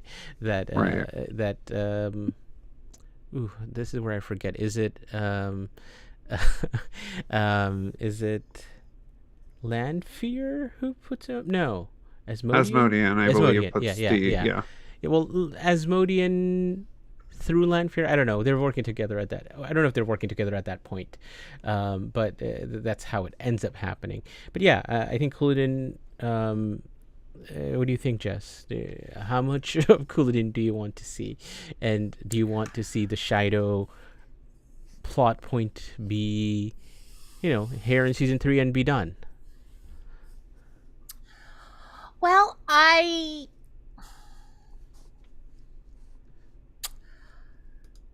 question how important the Shido plotline is. Now, before you all crucify me, I have a bad memory and I do not remember everything that they've done. So, do you want what a quick I am rundown? remembering, what I am remembering feels like it isn't necessary to keep the whole Shido plot line. We could skip Faile, her whole thing. Can I say it?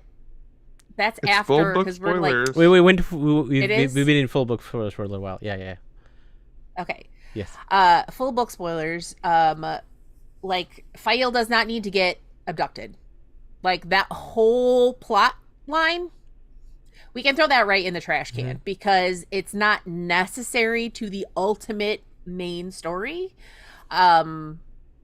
So, if we didn't have it, I wouldn't be mad. I mean, it means that we wouldn't get to Mai's Wells, which I know that a lot of people would object to, and I do think that it would be an amazing scene to see.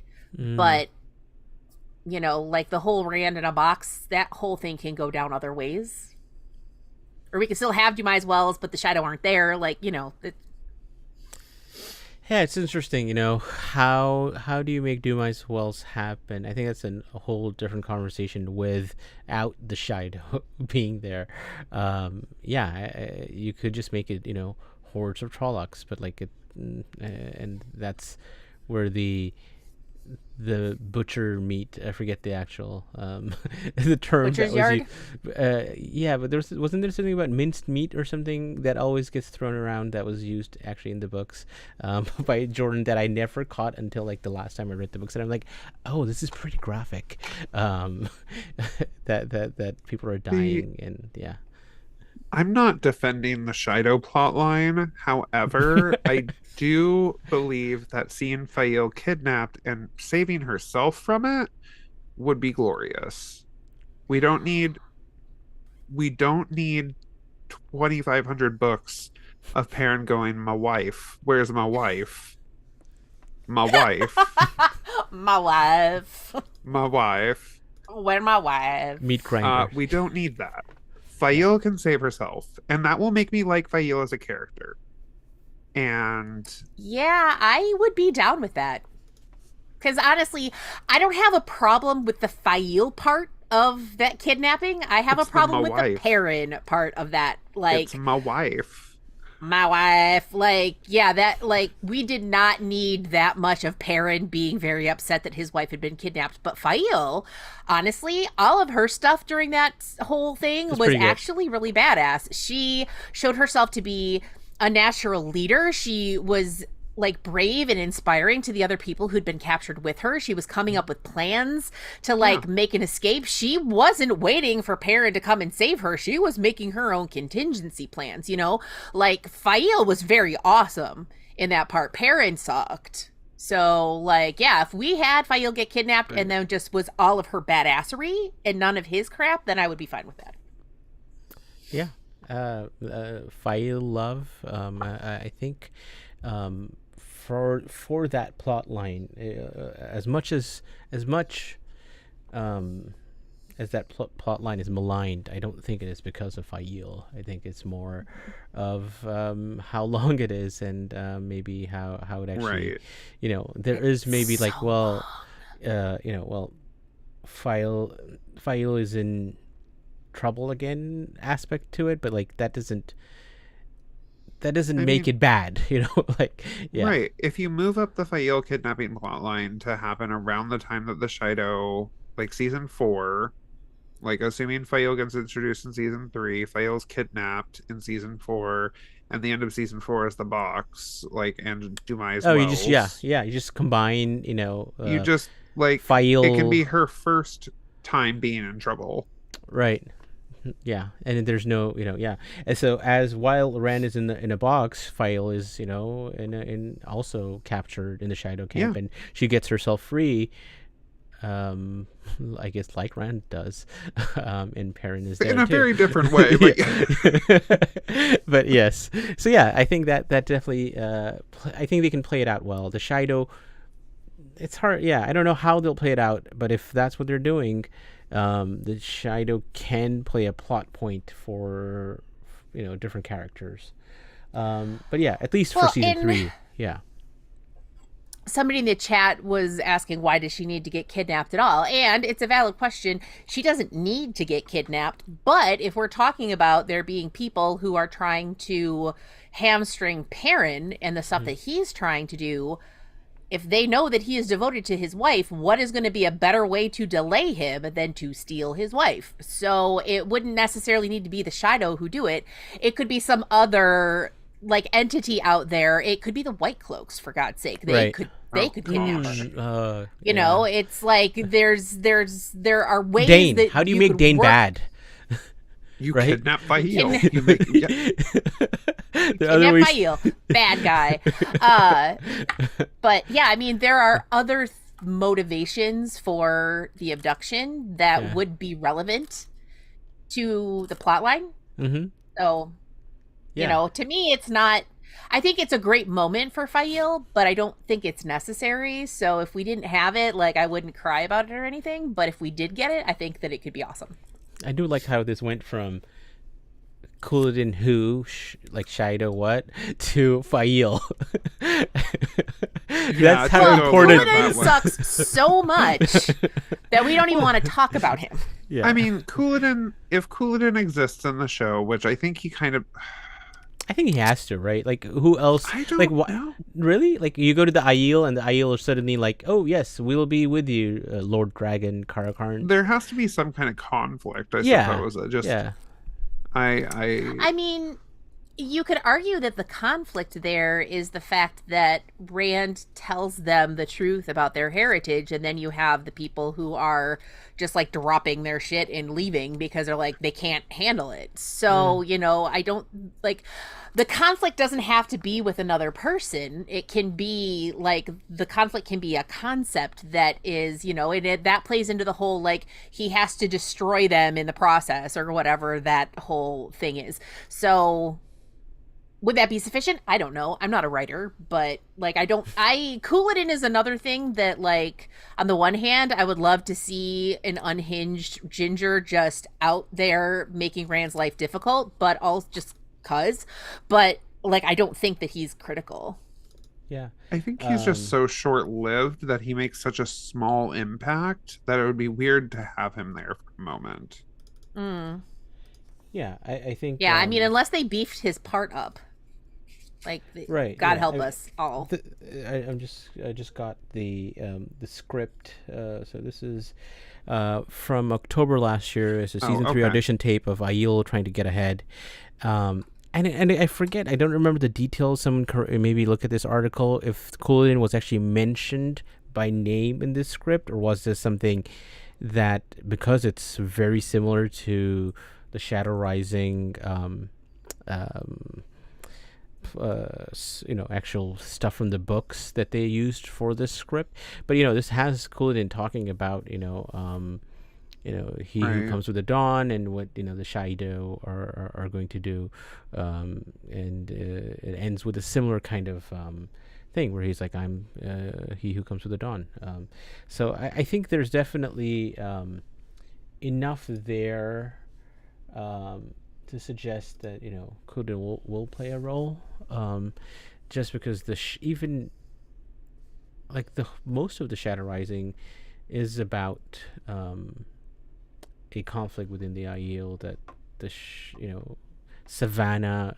I'm pretty sure Savannah plays a big role too, right? Like, I haven't even talked about her because because I didn't. She's a season 4, yeah. Yeah, but and I totally we don't need Savannah at all. But I think Couladin just plays like a good role in that. Yeah, see, if we had Couladin survive and take the place of Savannah or something, that I would be 100% fine with. Yeah, Savannah's kind of the worst. Yeah. It's always like the question comes in my head is Savannah the worst or Thirava? Like, those are like the two like worst people ever in that plot line. I think that's pretty much everyone. I mean, I'm glad we finished here with Couladin, because like no one really likes Couladin. Like, Couladin is probably like the Shido Couladin are probably the most like, there's no way they can make. What's to like, man? Well, he's a jerk. Like, you could say like the same about like Liandrin before the show came out, right? And now we're like, Liandrin, sure, yes. Yeah, no, that's the thing. I'm like, I don't. No character is safe. No character that I think is useless and hated is safe. Yes, that is true. Or no character that I don't care about at all is safe. Yeah. Yeah, I mean, what they are doing an amazing job of with this whole thing is they are taking people that we know we don't like. We know we don't like Liandrin. We know that. We know we don't like Alana. We know that.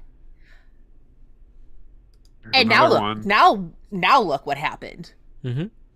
Yeah, it's. I'm actually like, I get where Liandrin's coming from. Do I agree with her actions? I don't, but I get it, right?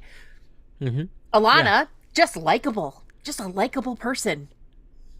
And if all that shit goes down the way that it's supposed to go down, it's gonna just be the worst freaking thing in the world. I mean, a warder dying, right? Like, that's gonna be I think. Right, that's gonna be the thing. Yeah, and I think that Maxim is probably the one who is lined up for that.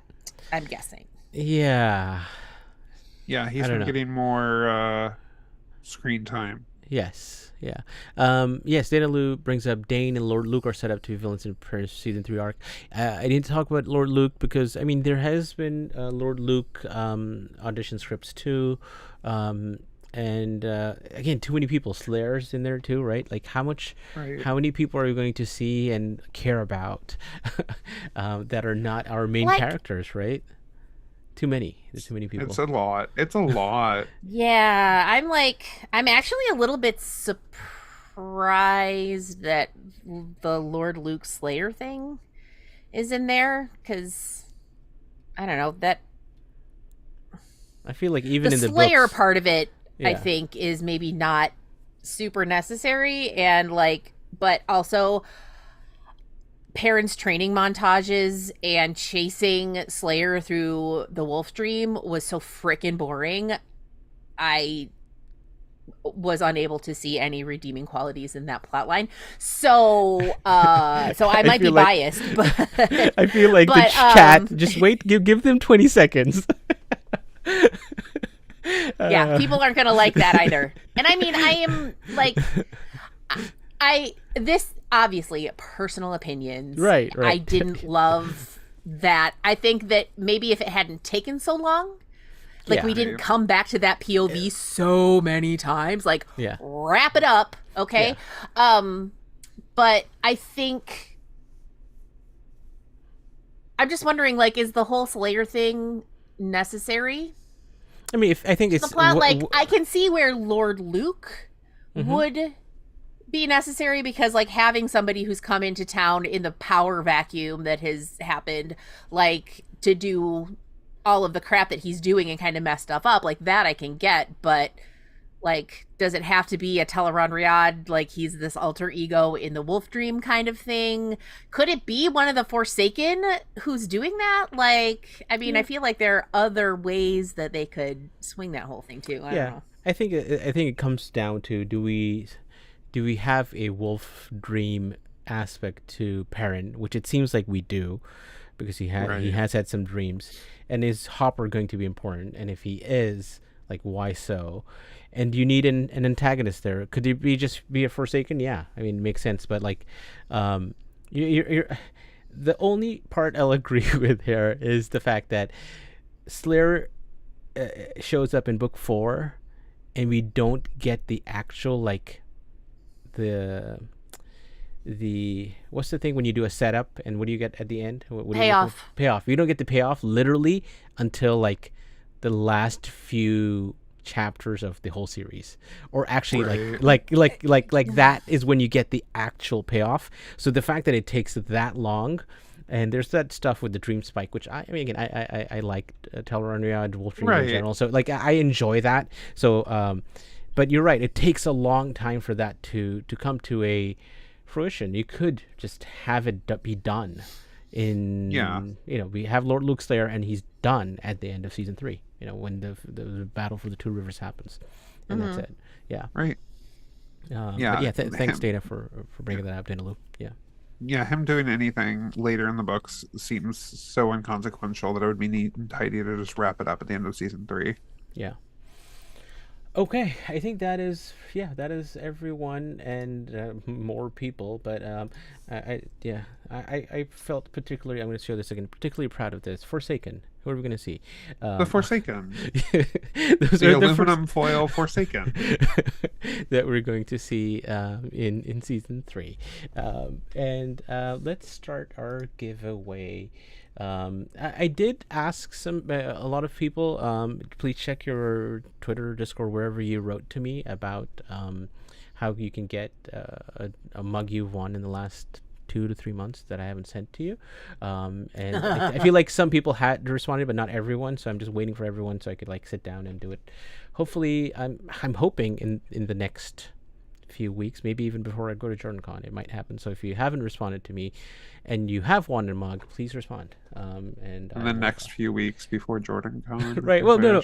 Well, no. The next few days. Yes, exactly. Yes. That's the amount of time I need before JordanCon, as opposed to the amount of time I have, which is, yes, I fly out like a week from tomorrow. So that is I also fly out a week from tomorrow, and I am not ready. Yeah. I fly out a week from today, and I'm not. This time next week, I will be deep in Atlanta. Yeah. You're going to be in Atlanta, yes. Dusty Wheel Mug raffle has started, so please put ! raffle, and your chance to win a mug that I will send you in the future at some point. Thank you both. Someday. Villains, I think are a lot of fun, especially in the show, and I think we have a good contingent of old and new villains that we're going to see.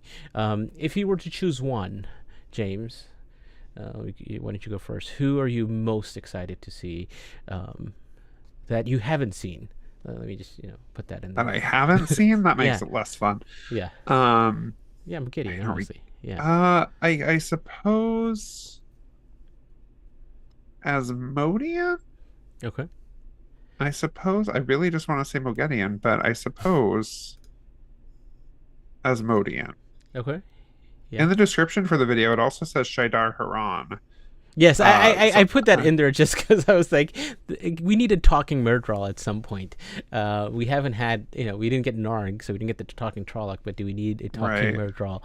It'd be cool. It might be too early, but it'd be cool to have Yeah. the avatar of that. I'm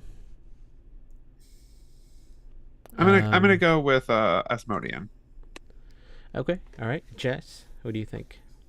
Most excited to see? I think I'm most excited to see Elaida. I am really interested to see how they make that plot line work. And if it's Shura, it's gonna be awesome. Yeah. So Yeah. I think Yeah. that's plus, very her valid. costumes are gonna be amazing. Those costume people Yes. are freaking incredible. Yes. I follow the Sharon Gillen? main one, Sharon. Yeah, I follow her on Instagram, and she's been posting behind the scenes Crazy. stuff where she Yeah, talks so about good. making the different costumes and stuff. It's so cool It's so and just cool. gorgeous, Yeah. so pretty. So yeah, I'm excited to see the costumes next season, and I wish that I was less lazy because I would like to make some of them. Will we see Forsaken Tea Parties in season 3? A resounding 88-90% here say yes. Let's ask people this, because we were talking about JordanCon, and I showed you. We're good. Like I said earlier, we'll be there. We'll go live on Friday, likely in the I love morning. that still of you. I love that still of you. It's opening ceremonies are at 1 p.m. Eastern, so I'm thinking around 11 a.m. Friday morning at the couches at JordanCon in the lobby there. We'll go live, talk with fans about what what they're most likely to what they're looking forward to and what they're likely to see, because I just put this as my thumbnail because big season 3 news on Saturday, hopefully. And what do you think Amazon Prime will share with us? So let's actually ask, what will Amazon drop at JordanCon? Yes or no? Yes. All right, so I'm gonna put season 3 Announcement? footage. Footage. Oh, yeah. All right. Okay. All right. You're saying season 3. Announcement or date or something. Okay. All right. Release time frame. Right. All right. Okay. What else? Jess, what do you think? What do you think or want? What do you want? Well, I know that we're not going to be getting a trailer because it's way too early for that because Okay. they literally just wrapped. But I think that they could have put together a small teaser. I would Okay. love to see a small teaser. All right. Footage. Maybe interspersed with blurbs from the cast Okay. All right. or Cast. something. Cast talking. That'd be nice. Cast announcement. Okay. Yep. Season 3. Yeah, they've done that. Ooh, a casting announcement also would be cool. Yeah. So just so you know, 2 years ago, which was a year or so before season 2 was released, we got the Right. Ayula Smart Avienda. I mean, each year Rafe has showed up in some capacity. The first 2020 he Zoom bombed. Yes. 2021 he. What did he do in what was 21? I think 21 was a video about the release time frame, or a trailer release time frame. That's what I. Yeah, I can't remember. Yeah, I'm pretty sure that's what it was. 2022 was Ayula's Smart. Yep. as Avienda. He was on the set at Falma. He said we'll be going to Falma, so there was that. Right. A few other things, and then last year, a few months were turned out to be 5 months before the season 2 aired. We had multiple cast announcements. Right. Ben, Chia. Ben and Chia, Dain confirmed, Sheriam confirmed. Yeah. But a lot of questions answered by Q&A with that. Yep. So maybe that season 3 footage, season 3 release time frame, season 3 cast announcement, Q and A with the cast / Rafe. Okay. Let's see what do people want to choose. You can only choose one, so choose wisely. Right. So I see people, give another minute for people to enter, and a chance to win a mug. Okay, so I didn't put Michelle Sadai talked about cast announcement for season 3 and cutscenes or deleted scenes, right? From Deleted season 2. scenes, yeah. Yep, yeah, that's definitely. I will say it's a little late for a Q&A, but also who knows? Wait. I mean, they could have done it way ahead of time. I mean, it's not like they didn't know JordanCon was going to be happening. So you're saying Right, because they didn't ask for questions, we don't know. But did they? I forget. It's always been through JordanCon that they've solicited questions from the fans. And has that been announced by JordanCon before? Yes. Okay. So the fact that hasn't happened. Okay. Are you okay? Cool. Okay. I am not saying anything. I am. You saying are, in but past years, there has been something from JordanCon coming out saying that there was a Q&A with the cast and soliciting questions. Okay. So you're saying there's no Q&A. Okay. Not saying that. Are you saying JordanCon is doing a Q&A but didn't ask people to submit questions? Is that what you're saying? That I'm not. Definitely not saying. Yes.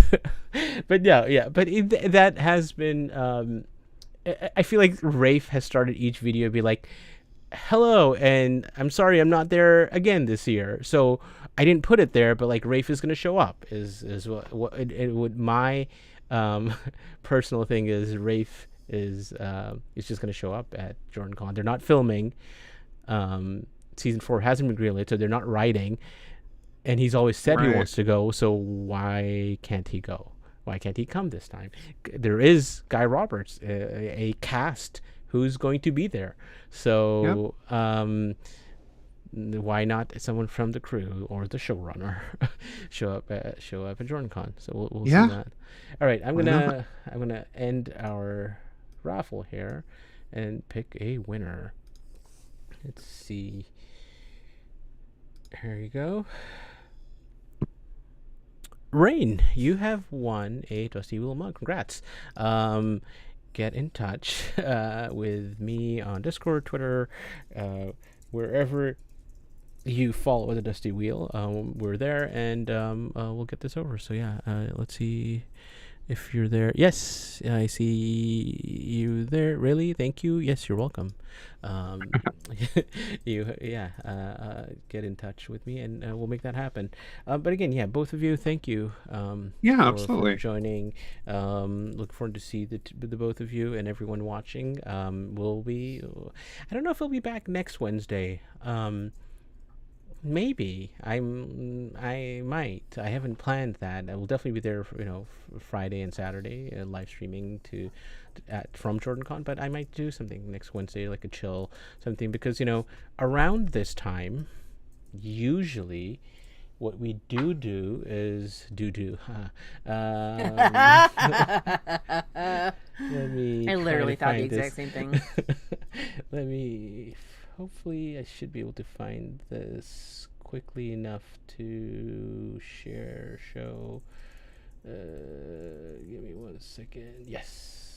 No, give me 1 second. 1 second. Aw, the Cheers theme song. Yes. Give me 1 second. Sometimes you wanna go. where everybody knows. Thank you for giving me time to get this right. I'm always glad you came. Bum, bum, bum, Here you go. We want to be where everybody knows. Maybe, I don't know. I don't think this will be next week, but by this time we usually have a certain event that happens every year that hasn't happened this April, but maybe there'll be announcements that'll be forthcoming.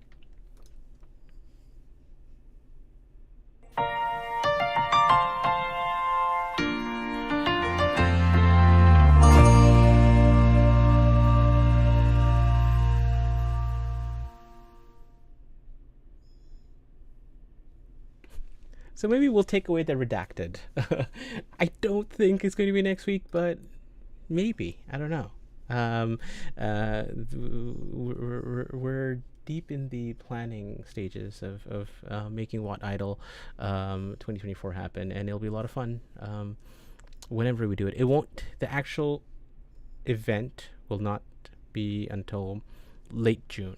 Again, or just before WalkCon, but I think it's about time that I've seen multiple people talk about doing their parodies and such, and working on it already, and they're like, wait, did I miss What Idol this year? No, you did not. It hasn't happened. we're just doing it a little bit later. So yeah, we will be back next week at JordanCon. Definitely, and maybe before that if something works out. Again, yeah, thank you both. Thank you everyone for being here. We'll see you both in person next week, and have a lot of fun. Panic, panic, panic, panic, panic. And as we say around here, good night from the Dusty Wheel, and smash the black.